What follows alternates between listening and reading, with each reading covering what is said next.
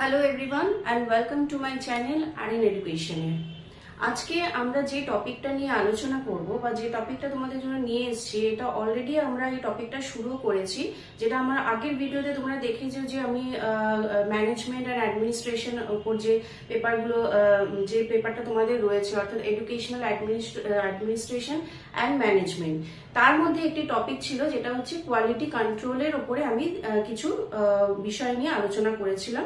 সেখানে আমি দেখিয়েছিলাম যে কিভাবে কি কি প্রিন্সিপালস আছে, কোয়ালিটি কন্ট্রোল বলতে কি বোঝাচ্ছে শিক্ষা ক্ষেত্রে, কোয়ালিটি কন্ট্রোলের কি কি অ্যাপ্রোচেস আছে এবং তার দৃষ্টিভঙ্গি কি, আর তার সাথে দেখিয়েছিলাম যে প্রিন্সিপালস বলতে কি বোঝায়, অর্থাৎ কোয়ালিটি কন্ট্রোলের বিষয়টা কোন কোন বিষয়ের উপরে দাঁড়িয়ে আছে এবং তার আসপেক্ট গুলো কি কি। আজকে আমি যে টপিকটা নিয়ে এসেছি সেটা হচ্ছে কোয়ালিটি কন্ট্রোলেরই আরেকটি পার্ট, যেটা কিন্তু তোমরা যারা নেট সেট দিচ্ছ বা যারা বিএড বা এমএড এ আছো, তাদের কিন্তু এই ম্যানেজমেন্ট পেপারের মধ্যে এই টপিকটা আছে, কিন্তু এই টপিকটা কিন্তু এর সাথেই রিলেটেড, যেটা কিন্তু তোমাদের টপিক থাকে কোয়ালিটি কন্ট্রোল। কোয়ালিটি কন্ট্রোলের পাশাপাশি আরেকটা টপিকও থাকে কোয়ালিটি অ্যাসুরেন্স। অনেক সময় পরীক্ষাতে দেখা যায় যে এই ধরনের কিছু মানে কোয়ালিটি কন্ট্রোলের ওপর বেস করে অন্যান্য আরো কিছু কোয়েশ্চেন আসে ম্যানেজমেন্টের পেপার থেকে।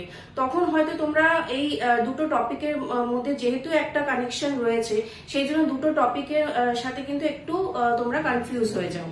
তো যে ব্যাপারটা একই আছে, বাট দেখতে গেলে কোয়ালিটি কন্ট্রোল আর কোয়ালিটি অ্যাসুরেন্স দুটোর মধ্যে কিন্তু একটু লিটল বিট তোমার ডিফারেন্সটা আছে। এখানে অ্যাপ্রোচটা হচ্ছে অন্য দৃষ্টিভঙ্গিতে, যেটা আমি আজকে পড়াবো, আর কোয়ালিটি কন্ট্রোলের যে প্রিন্সিপাল আছে সেটা কিন্তু একটা আলাদা টপিক, সেটা তোমরা আগের আমার যে ভিডিও আছে সেখান থেকে তোমরা রেফারেন্স করে নিতে পারো।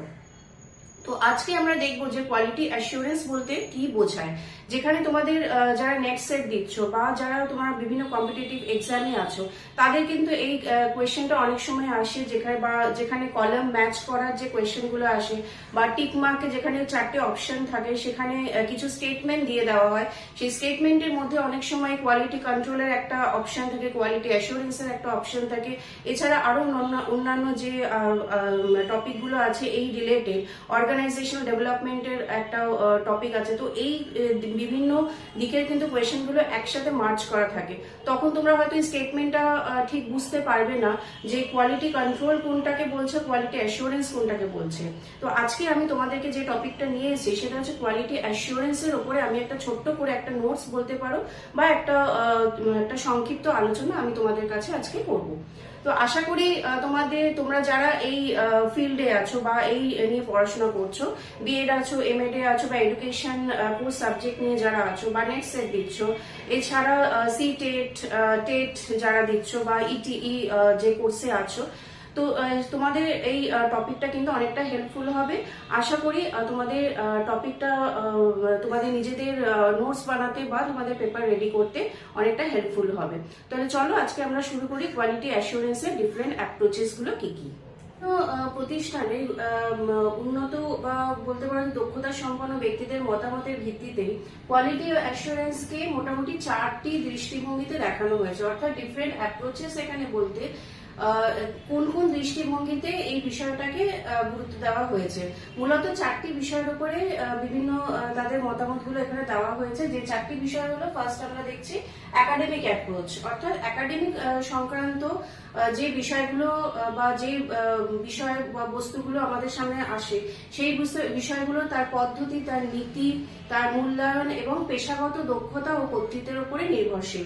অর্থাৎ এখানে একাডেমিক অ্যাপ্রোচ বলতে যে পেশাগত দিক দিয়ে কতটা তার মান উন্নত, কোনো ইনস্টিটিউশন বা কোনো প্রতিষ্ঠানে তার আভ্যন্তরীণ যে বিষয়গুলো থাকে, সেটা কোয়ালিটি বা কোয়ান্টিফিকেশন যেটাই বলো না কেন, সেখানে তার পেশাগত দক্ষতা কি আছে, কারিগরি ক্ষমতা কি আছে, এছাড়া তার মূল্যায়ন, অর্থাৎ পেশাগত মূল্যায়নের সাথে সাথে প্রাতিষ্ঠানিক যে নীতি নির্ধারণগুলো করা হয়, সেই বিষয়গুলোর উপরে গুরুত্ব দেওয়া হয়।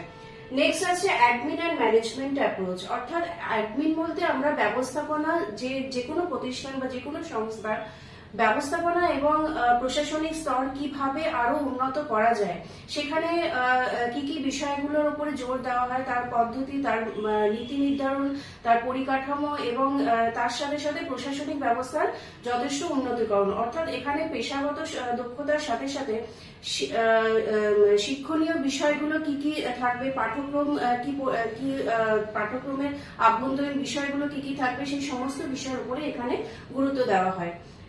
নেক্সট হচ্ছে এডুকেশনাল পেডাগজি।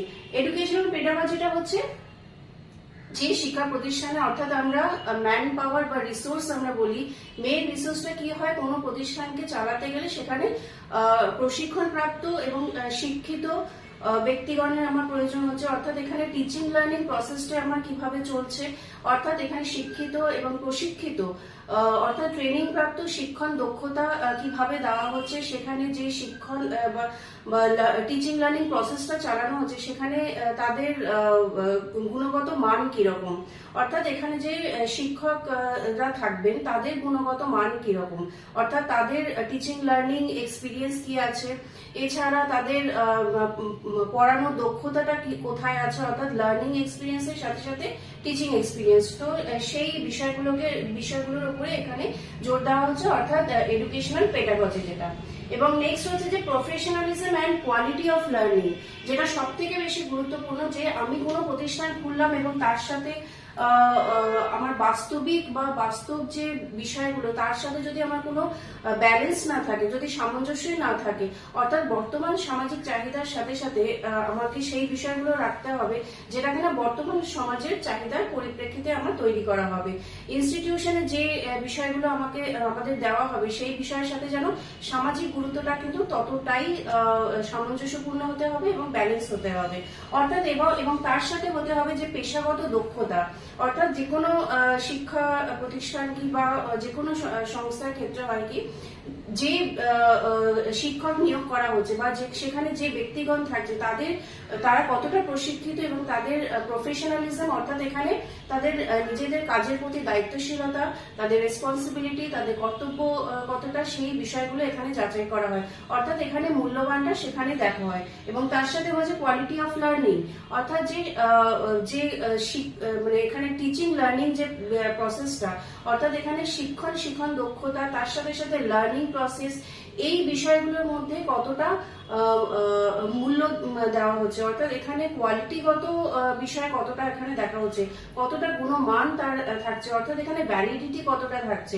এবং ভ্যালিডেশনের সাথে সাথে এটা আমার দেখা যাচ্ছে যে এর বর্তমান চাহিদার সাথে বাস্তবিকতা কতটা, অর্থাৎ বর্তমান সময়ের পরিপ্রেক্ষিতে যে ইনস্টিটিউশন বা যে শিক্ষা প্রতিষ্ঠান আমরা তৈরি করব তার আভ্যন্তরীণ মূল্যমান কতটা, তার নীতি নির্ধারণ, তার পেশাগত দক্ষতা, তার পরিকাঠামো এবং যে শিক্ষার্থী আসছে বা শিক্ষার্থীদের আমরা তৈরি করব তার ওভারঅল আউটপুট কতটা, অর্থাৎ এখানে আমরা ফল বা মানে ফলাফল বলতে আমরা একজন শিক্ষার্থীকে কতটা সুস্থ এবং সুন্দরভাবে তার চরিত্র গঠন করতে পারছি, সেই ফলাফলের কথা বলা হচ্ছে।